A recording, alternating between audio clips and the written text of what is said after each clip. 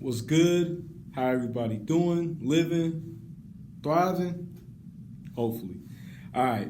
What's good, everybody? My name is Dylan Bruton. This is me live in the flesh, as always, as per usual. Normally when it comes to content creation stuff, I've mostly, well, actually, you know what? I gotta think about that because I started out primarily doing sports, and I've been doing a lot more music-related stuff as of recent. But, you know what I'm saying, you can't ever deny your roots. And what got me into the idea of being a mass media major, pursuing a career in broadcast journalism was sports-related, content creation and such like that. And, being a broadcaster, analyst, the whole nine.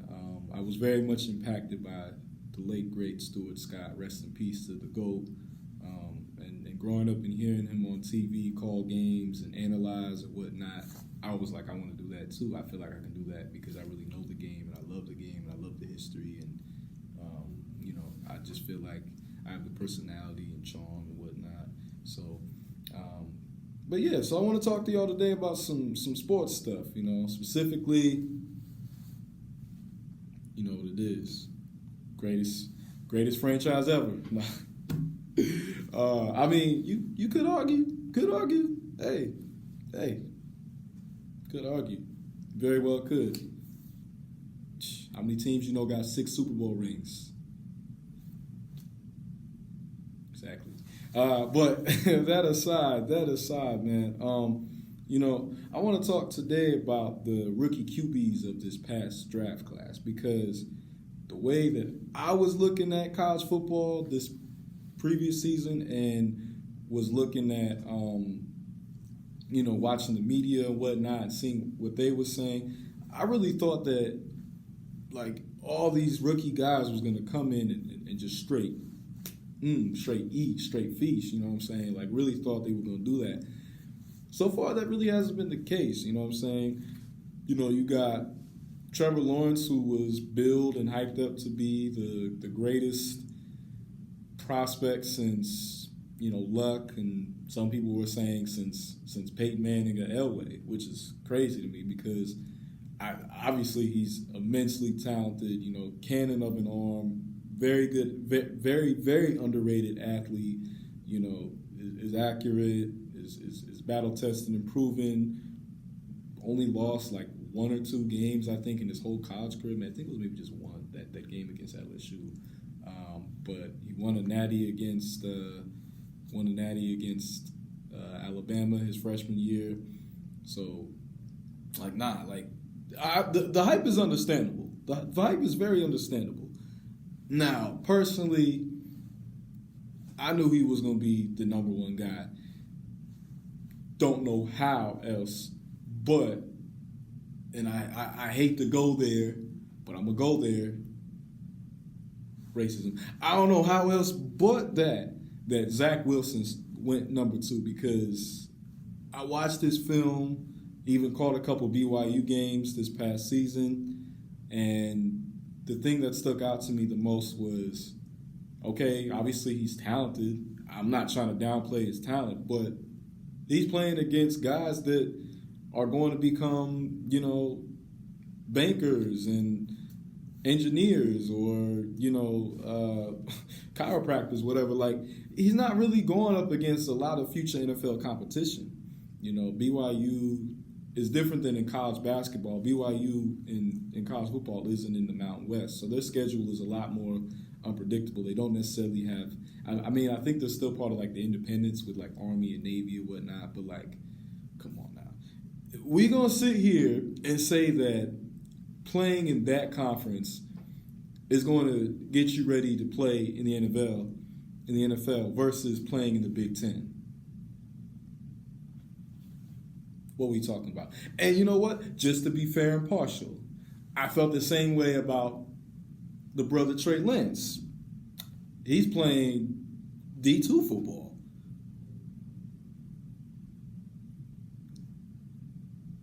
How? how are we going to say that their level of competition is anywhere equivalent to be able to adjust to an NFL level? That's what perplexed me, right? Now, I'm going to come across in this video like a huge Justin Fields homer. It is what it is, but I think the kid is the truth. I've been watching him since high school. He is like that. You know what I'm saying? Like, comparison-wise, he reminds me a lot of, obviously guys in today like Deshaun Watson or Dak Prescott. Some have said like a smaller Cam Newton. But when I watched his high school film, college film, and whatnot, the player that he most reminded me of, and this is going back to my childhood, one of my favorite players to watch is, quarterback-wise. But he reminds me a lot of Aaron McNair. Obviously, the NFL was a completely different league when Aaron McNair came through versus Justin Fields. But that's that player-wise, that's who he moves, and even the throwing motion and just the ability to lead and be clutch. That's who he reminds me a lot of, and obviously the athleticism, But so far, he hasn't been lighting the world on fire either. Now, in both Trevor Lawrence's and Justin Fields' cases and situations, they're both not playing behind good offensive lines. However, Trevor Lawrence has a bit better of weapons at his disposal than Justin Fields. And I will say, I don't know who is the offensive coordinator right now in Chicago. It might still be Nagy. But their play calling sucks. They do not do enough to really utilize his talents. Now, I know some people are like, well, they could run the offense that Baltimore runs for Lamar Jackson. But the thing is, what people don't realize, and it's very similar, Justin Fields falling in the draft, to how Lamar fell. And Lamar played in the ACC. Now, granted, the ACC isn't the SEC or the Big Ten, but sorry, it still matters more than the independents or D2. You can't. There's no excuse. There's no way that you could, dispute or deny that.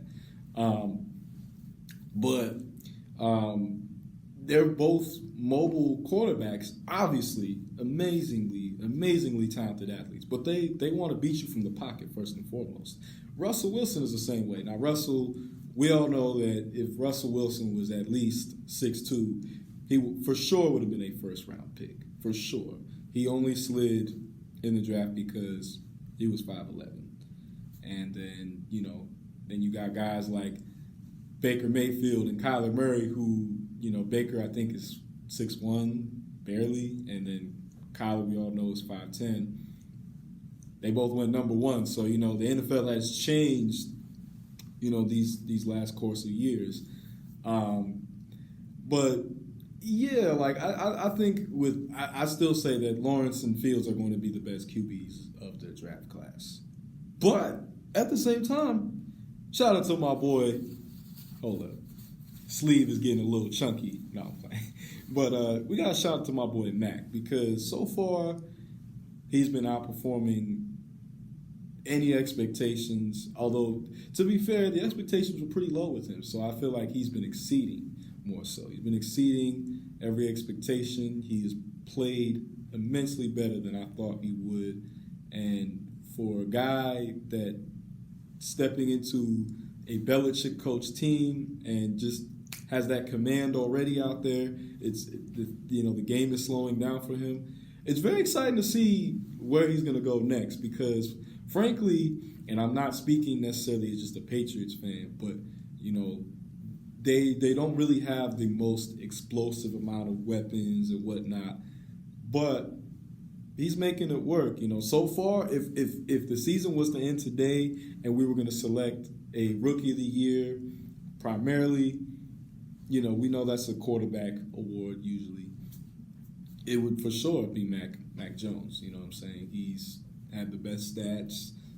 He's got New England not only to a winning record, but the best record in the AFC East. And the whole narrative in the offseason was, Buffalo's going to sweep the division. Miami, just went 10-6 or 11-5 or something like that the year prior. They'll get the wild card spot. And, the Jets and the Pats are going to fight for that last spot, which is crazy because, no other way to put it, the Jets just flat out suck. I mean, I was a big Darrelle Revis guy back in the day, but outside of that, no, they've had great players. I'm not going to try to just dump on the Jets, but their boy Mormon Mahomes, and I don't fault. It's not Zach Wilson's fault. It's the media. You know what I'm saying? And yeah, this is where race comes into play because they were pumping him up like, oh my God, guys, we found the white Patrick Mahomes, well, the full white Patrick Mahomes. Ain't no way. If you watch him play, he's got a lot of ability, a lot of talent, but just comparing him to Mahomes because of the backyard style and he got a big arm and he can escape the pocket, no. Mm-mm. And a lot of people don't really consider enough that Pat Mahomes was drafted into a great situation. He was I don't know what the term would be. I'm thinking NBA draft, like lottery pick, but he was like a late lottery pick in the NFL, got to play behind a guy who, that's what I thought Mac Jones would be playing, like Alex Smith, a guy who isn't going to turn over the football, is efficient, can well, Alex Smith is a much better athlete than Mac Jones, so I'm not going to say he can move. But just like a steady veteran guy, but nobody that's ever going to lead the league in passing yards or touchdowns or, frankly, ever be a Super Bowl winning QB. But Mac has been showing otherwise. He's showing that he's got a lot of potential, and there's still a lot more to come from him. But with Zach Wilson, it's just been nah. Things ain't been going well for him. You know what I'm saying? And I'm not rooting against him.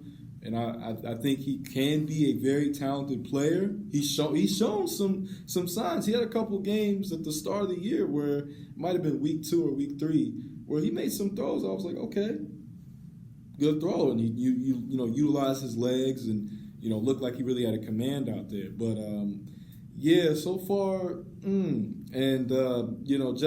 Justin has had his moments. He's had his ups and downs. He's been banged and bruised up too, and he's not playing behind a good old line at all. So we'll see how he turns out. Obviously, like I said, that's my guy as far as rookie QBs go outside of Mac, but we'll see. The final guy that I haven't really talked about, well, I did talk about just earlier to show that I wasn't being impartial. Because, I root for all the black QBs, really except Dak. No disrespect to Dak, but you out here donating money to the cops and whatnot, and you just kind of a cornball to begin with. And you play for the Cowboys. There's a lot of negatives right there, a lot of strikes. But Trey Lance so far has had his moments. With him, I was a little. I can see it from the physical profile. He's I think just an inch under. Or wait. Is Trevor Lawrence 6'6" or 6'7"? He's real tall, real tall. But Trey Lance is around that height range. I think he's 6'5" though. He might be 6'5".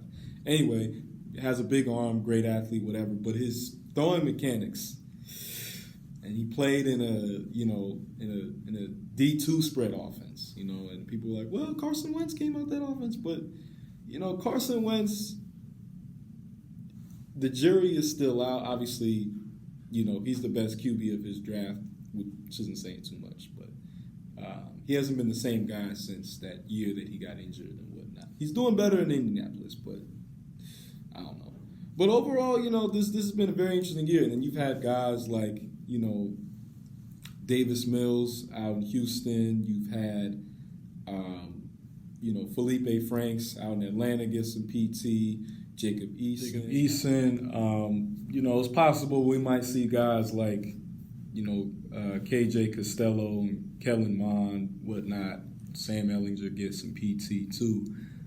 But yeah, it's really not been the kind of draft for rookie QBs that it was built to be and that I thought it was going to be. You know what I'm saying?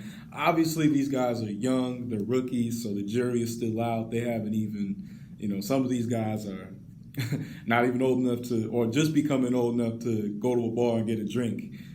So we'll see. But, I think it's just, we've been spoiled over these I'd say the last like decade or so, like the 2010s especially, of seeing successful rookies come in and dominate and do really well. But it'll be interesting to see, of these guys who kind of leads the pack and who becomes the next superstar, whatever, because I think that this is still a very talented quarterback class. I still think, Lawrence and Fields and even Zach Wilson and Trey Lance and Mac Jones, I think all these guys have a tremendous amount of talent. And a guy from the second or third round that we're not talking, or later that we're not talking about right now, could also step in and be that guy. But, I think, people have just been spoiled a bit because they've seen successful young quarterbacks blossom into superstars like that. And that's not everybody, you know what I'm saying? Not everybody is going to, come out the gate like Cam Newton or Andrew Luck years back, or step in their first year officially as a starter like Patrick Mahomes and light the league on fire. That's not everybody. But it's be very interesting to see, and I'm, as a football fan, I love watching these guys come in and develop and prove themselves day in and day out, and see what they're going to become. But we're gonna have more sports discussions, more sports dialogue, because I feel like I have not been neglecting, but I haven't really been kind of on that path as much this current year. But that's going to change, and I'm gonna continue to provide my own takes and my own analysis. You know what I'm saying, both from a critical perspective and entertaining and whatnot. But yeah, so we talking about greatest sport on earth, greatest sport in America. Shout out, what it is, Pats Nation. Love the Who Dat Nation as well, because like I said, those were 2 teams. But so we're gonna continue to talk football, and y'all stay blessed, stay beautiful, stay powerful. Y'all be easy now though. Signing out, you dig? I believe that the only 2 games, because to my knowledge, he only lost 2 games his whole college career. The national championship against Joe Burrow and LSU, and then in the, I don't know if it was the Rose or Orange Bowl, but because they got the playoff thing in college football against Justin Fields, and Justin Fields outplayed him. Media was very quiet. But I'm not trying to downplay Trevor, you know what I'm saying? I think he's still going to be really, really, really nice and impactful. So the fact that there was all this hype around him, you know what I'm saying? It's understandable why there's a large magnifying glass to see, okay, is he going to live up to the hype or not? And I think he will. He's just young. He needs some more time and a little bit, they need some better pieces around him.